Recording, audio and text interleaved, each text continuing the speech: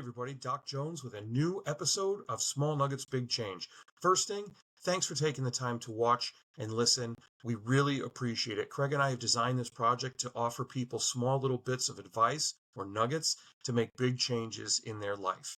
You can help us further by taking the time now to subscribe, rate, and review. And also check out our other podcasts, Cutting the Crap with Shap, with Craig Shapiro, and Seeing to Lead with me. Now, on to the prompt. Slow down to go fast. You're at the pool. You want to get in the pool, but there's stuff on it. There's stuff on the bottom, so you're going to skim it. You skim the pool or start skimming it or start vacuuming it, and you're going fast because you want to make sure you get that done. Have you ever noticed you going fast, you push all the stuff out of the way. When you slow down, you get more stuff in the net and in the vacuum. That's much like life. We try to multitask often. We even brag about being able to. Guess what? There's no such thing. There's rapid task switching, where you go from task to task to task, that actually slows you down because you have to change your brain and reset for what you're doing. You ruin any chance of getting into the state of flow. So what you need to do is focus on one thing at a time. Look at your to-do list, and then don't try to do a bunch of things at once. Do one thing at a time. What you find happens is that you get things done quicker because you don't have to switch back and forth so many times, and everything's a better quality. Why? Because you can put 100% into it, all of yourself. Think about the last time you were trying to type something or write something when somebody was talking to you. How much of what they said did you actually hear? Yeah, exactly. So look, here's how you do this, because it's simple, but it's not easy to do this. It's kind of scary because you think you're going to fall behind. Look at your to-do list. Prioritize them. Something's got to be more important than the other one, and then focus on that beginning to end, complete it, and you'll find that once you do that and go to another one, and then go to another one after you complete them, you actually get things done quicker, and they're of better quality because you focused on them. Now, what about long-term goals? Well, take your calendar. Block off time every day to do this. Make sure that you have focus time in your calendar where you can focus on these priorities and get them done. If it's during the course of the day and you find yourself running a little short on time, set a timer. Start at the beginning, go to the end. I personally use a timer on my phone. I set it and then I follow it. My calendar, I block time. I have time set aside for certain task completion. So remember, slow down, you'll go faster, and your output will be even better. What beats that? I know, again, this may seem scary, may seem difficult, but Craig and I are proud of you. We know you can do it because you are awesome.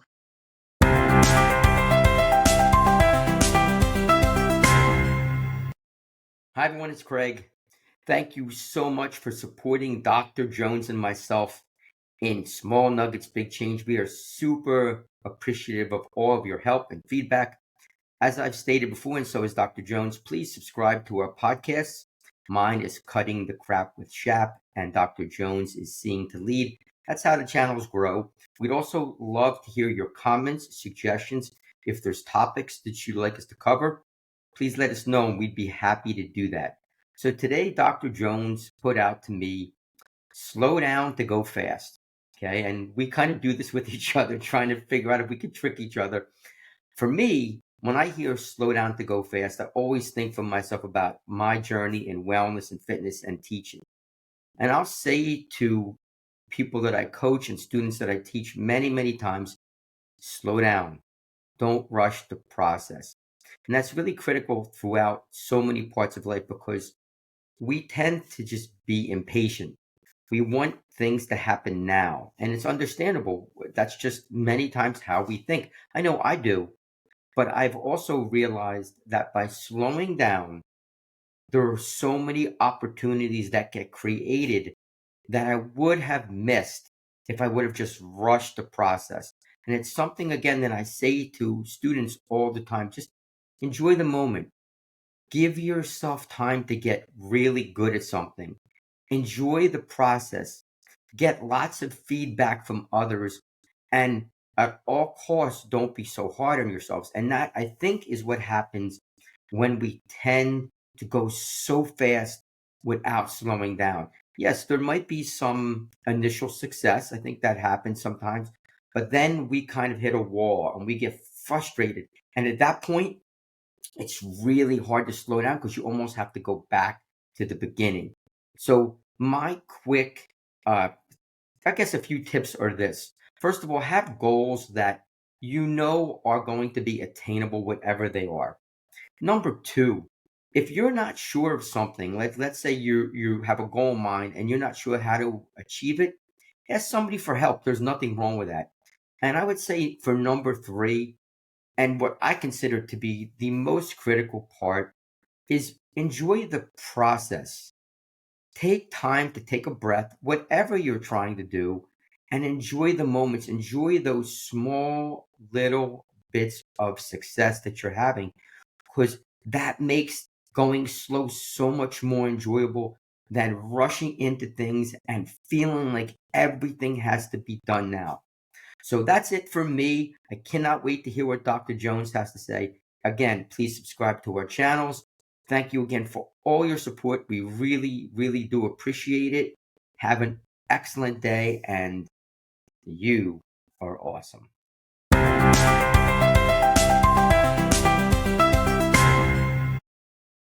Hey everybody, Doc Jones here with a wrap up to the episode of Slow Down to Go Fast.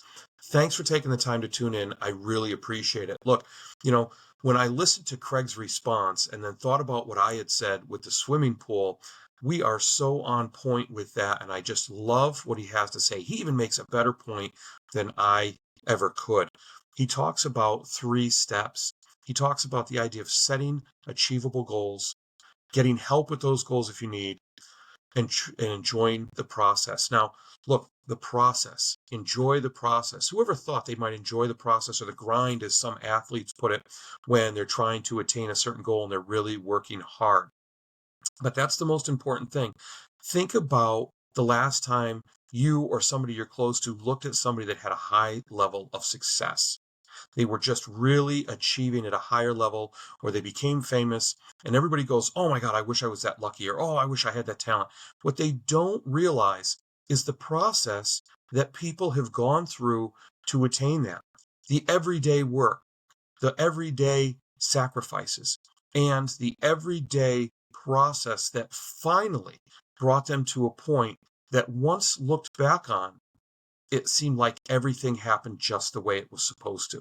And we as observers don't see that. So in our own lives, what we need to do is set up processes to get to goals.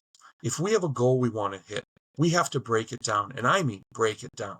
If you have something you want to hit in 6 months, break it down monthly, then break down the months into daily habits that you create, because that's the process. And when you get to the end and you reach that goal, that's a great feeling, but you've been changed for the better because of it, because of that process. There have been actual changes to you mentally, physically, because of those small steps. They really matter. And what happens is, as we work, we don't get the gains we want right away, but then if we stay to it, before you know, there start to be leaps and bounds because of that process.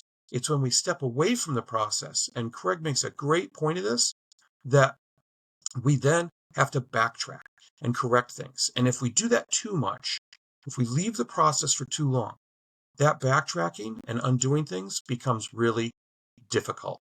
So remember, set those goals, get help if you need, and then trust the process. Great points by Craig. And on that note, we want to thank you for taking the time to watch these, to tune into them. And don't forget to subscribe, rate, and review, not just this show, but Craig's podcast, Cutting the Crap with Shap, my podcast, Seeing to Lead. We really appreciate it. Now, before you leave, one last favor. I know I'm asking a lot, but before you leave, take the time and comment. Like this video wherever you hear it, comment on it, and give us some suggestions of things that you might want to hear, or our take on some areas that you might be struggling with.